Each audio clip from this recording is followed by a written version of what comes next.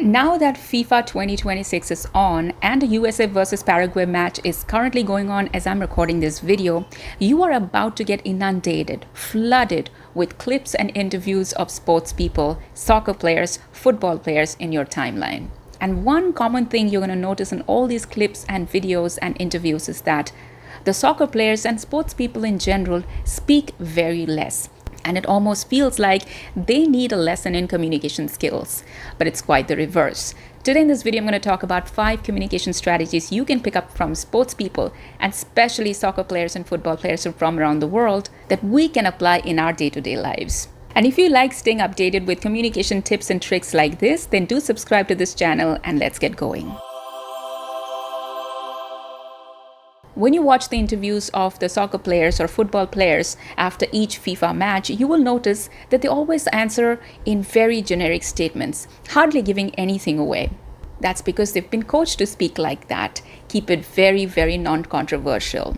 So in your workplace, if you want to stay non-controversial, then you've got to hide more than you show. You've got to speak in generics rather than in specifics.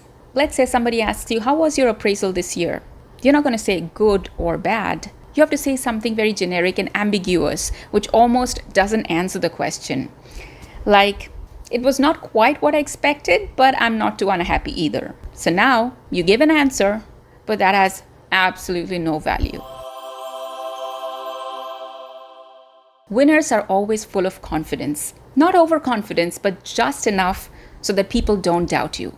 For example, when Ronaldo was asked who's his best friend, he said, "Me, I am my best friend."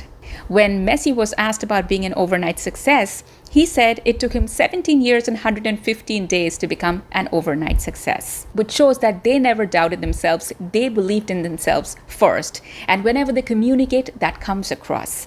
So next time somebody asks you, do you think you'll be able to do this? You should probably not say, "I think so." You should probably look at a little more confident statement like, "Absolutely, I've been waiting for this opportunity." Do like and subscribe if you've made this far. By the way, it's a new channel and I would love to know where you're watching me from. When you're playing a team sports like football, on the field, the team players are in such random positions and so far away, and then there is this enormous sound of the crowd, so you can barely hear each other. And presently in the modern times, almost every team is a multicultural team. They are players from many different countries speaking many different languages. So most of the time, the players communicate with each other through body language. And body language also helps us when we want to communicate with specific people, but we want to be discreet. As a mother, we all have that mother eyes, like. So yes, being able to communicate through your body language and be receptive towards other people's body language is a masterful skill to have. And now that the football season is on, everybody is watching the FIFA games. If you focus, you'll be able to see a lot of that on the field. Real sportsmanship is in focus. You will see when you're watching the FIFA games that there is so much noise in the crowd. Especially football crowds are notorious for being loud, in a good way, in a fun way. They dress up in such colorful ways and they have their anthems and they sing and they do the Mexican waves. But when the players are on the field and playing, they're 200% focused, and all the noise that the people around them are making just bounces off them like it's nothing.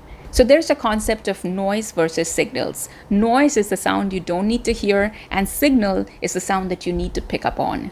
And being able to filter the signal and the noise is very, very critical. So how do you apply that in your workplace?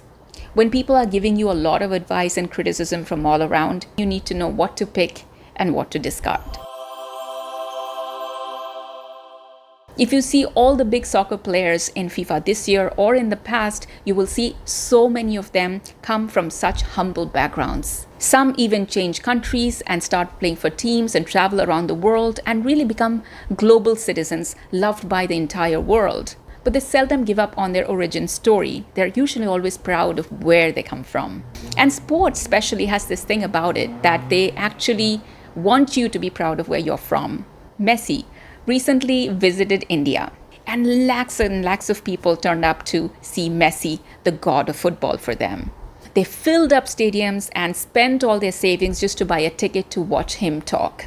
And when Messi finally spoke the few little words that he did, they couldn't understand a word of it because Messi continued to speak in Spanish. There's nothing wrong with picking up a little English and communicating with a broader audience, but it shows the amount of pride and confidence he has in his language and his country and his background. Sometimes we walk into these big buildings, these big offices, and feel so intimidated by the people there, and we feel like we don't belong there. Like we have to leave a bit of ourselves outside the door when we walk in. But you don't really have to. You just have to be proud and confident in who you are. That is going to add to the confidence you have overall. By the way, this is a brand new channel, and it's only when you subscribe and like that people get to know that this video is even worth a watch. So please go ahead, do like and subscribe if you've made this far, and let me know what I can talk to you about next. Your ideas are most welcome, and so is your subscription, and I hope to see you in the next video.